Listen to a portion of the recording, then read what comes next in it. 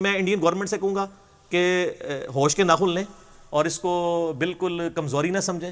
اور پاکستان کے اندر اسلام کے نام کے اوپر لوگ جانے دینے کے لیے قربان ہیں۔ اور میں آپ کو آخری بات کروں، آپ کی فوج کا تو مجھے نہیں پتا،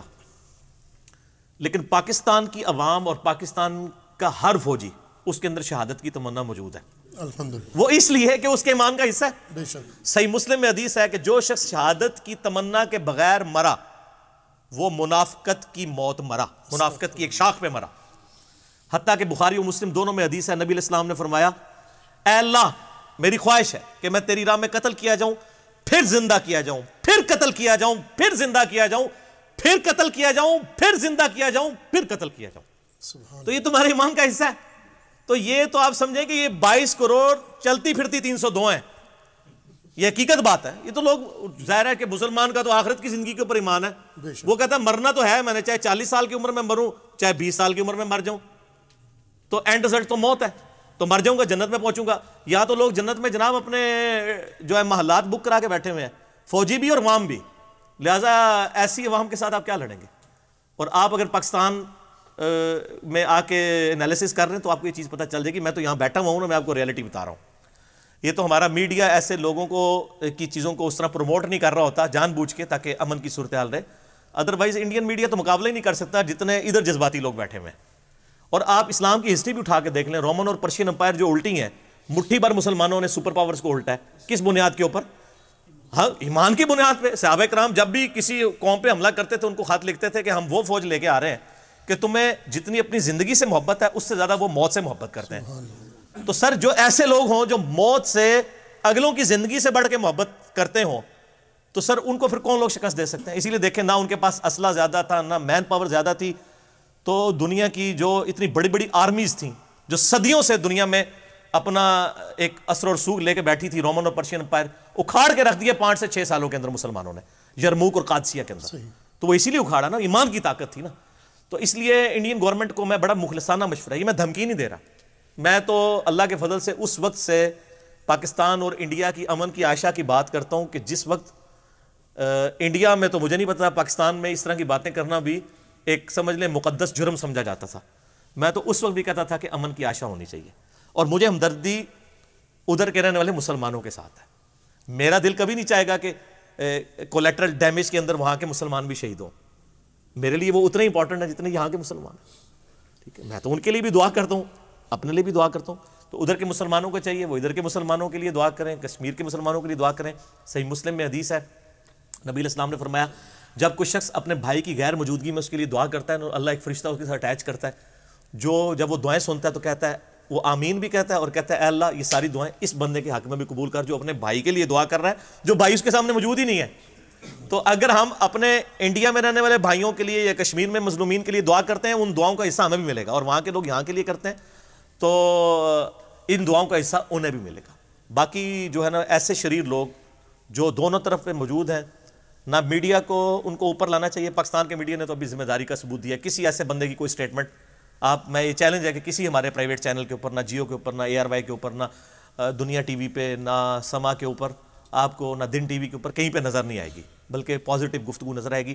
اور اب مسئلہ یہ ہے کہ اب جس بندے کی نیچر ہی اس طرح کی ہو کہ وہ اس طرح کی چیزوں کو گڈ جیسچر کی بجائے بزدلی سمجھ لے، تو وہ اپنے کان سے بات نکال لے، بزدلی والا معاملہ کوئی نہیں ہے۔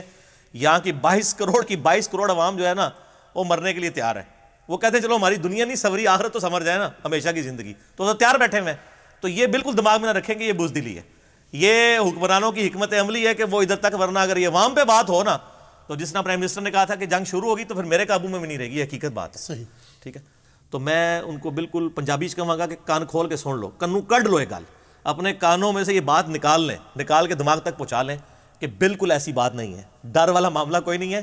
یہ حقیقت بات ہے کہ اگر آپ پاکستان آ جائیں تو آپ کو پاکستان کی صورتحال پتہ چلے تو آپ پرائم منسٹر کو دعائیں دیں جس نے عوام کو روکا ہوا ہے۔ ادروائز پاکستانی عوام جتنی جذباتی ہے اور اس طرح کے ایشوز کو لے کے بھری پڑی ہوئی ہے، یہ حکومت کے قابو میں بھی آنے والی نہیں ہے۔ اور آپ لوگ جتنے بھی یہاں 70-80 کے قریب لوگ بیٹھے ہیں، آپ مجھے سیکنڈ کریں گے کہ پاکستانی عوام جو ہے اس معاملے میں کتنی جذباتی ہے، حقیقت بات ہے۔ نہیں تو یہ ان کے یہ مسئلہ ہے، جا کے اکھاڑ کے رکھ دیں ہر چیز، تو یہ آپ اس کو بزدلی نہ سمجھیں۔ اور میں آپ کو دوسری بات یہ بھی یعنی کلیئر کٹ بتا دوں، جو پرائم منسٹر نے اپنی تقریر میں کہا تھا اور وہ انہوں نے بڑے دبے الفاظ میں صحیح میسج کنوے کیا تھا کہ پاکستانی عوام جو ہے نا یہ ٹیپو سلطان کے جانشین ہے، یہ مار جانا پسند کریں گے لیکن غلامی نہیں قبول کریں گے، اور یہ بالکل صحیح بات انہوں نے کی ہے۔ غلامی کا تو خیر اب تصور نہیں، اللہ تعالیٰ نے جو مسلمانوں کو الحمدللہ پاکستان کی شکل میں اور پاکستان کی جو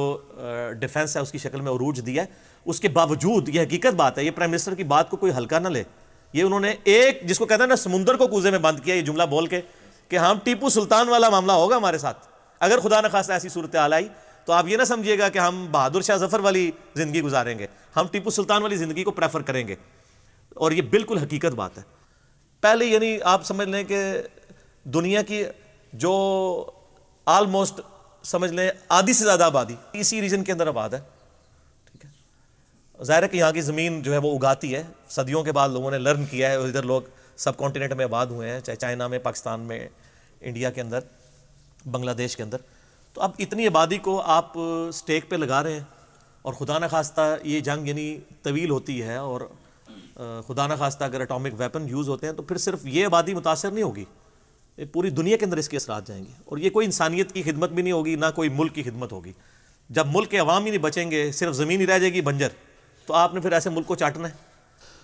دوسرا میسج میں دوں گا انڈیا کی جو عوام الناس ہے، خواہ وہ مسلم ہے یا غیر مسلم،